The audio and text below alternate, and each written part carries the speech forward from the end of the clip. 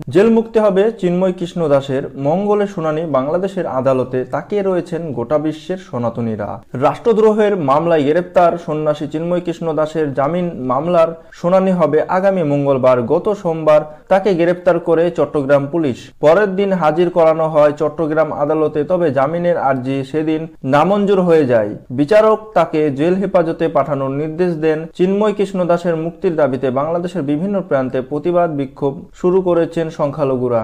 তার আজ পড়েছে এপার বাংলাতেও। চিন্ময় কৃষ্ণের নাগরিক অধিকার যাতে অক্ষুণ্ণ থাকে সে বিষয়ে দিল্লি থেকেও ঢাকাকে বার্তা দেওয়া হয়েছে। চিন্ময়ের পাশে দাঁড়িয়েছেন ইসকনও।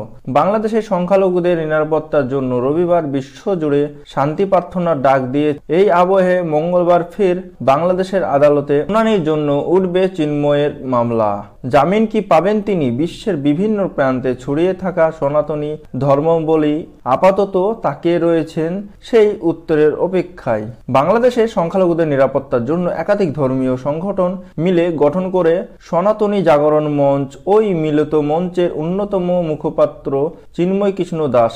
বাংলাদেশি সংবাদ মাধ্যম প্রথম আলো অনুসারে বাংলাদেশে শেখ হাসিনার সরকারের পতনের পর চট্টগ্রাম নিউ মার্কেট এলাকায় বাংলাদেশের জাতীয় পতাকা উত্তোলন করা হয়। পরে 25শে অক্টোবর চট্টগ্রামের লালদিঘির মাঠে চিন্ময়ের ডাকে একটি সমাবেশ আয়োজিত হয়। প্রচুর সংখ্যালঘু মানুষ সেখানে ভিড় করেন।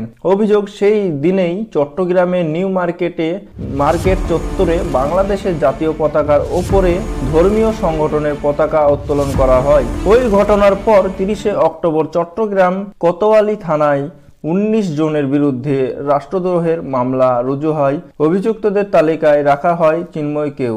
এরপরে গত সোমবার ঢাকা বিমানবন্দর থেকে তাকে আটক করা হয়। পরে তাকে গ্রেফতার দেখানো হয়। তো আপনাদের কি মনে হচ্ছে, চিন্ময় কৃষ্ণ দাসকে ছেড়ে দেওয়া হবে না ছাড়বে না? আপনাদের মূল্যবান মন্তব্যটি জানাতে ভুলবেন না। আর হ্যাঁ, ভিডিওটা যদি ভালো লেগে থাকে অবশ্যই লাইক শেয়ার কমেন্ট করতে ভুলবেন না। দেখা হচ্ছে পরের কোনো ভিডিওতে। ততক্ষণ ভালো থাকবেন, সুস্থ থাকবেন। ধন্যবাদ।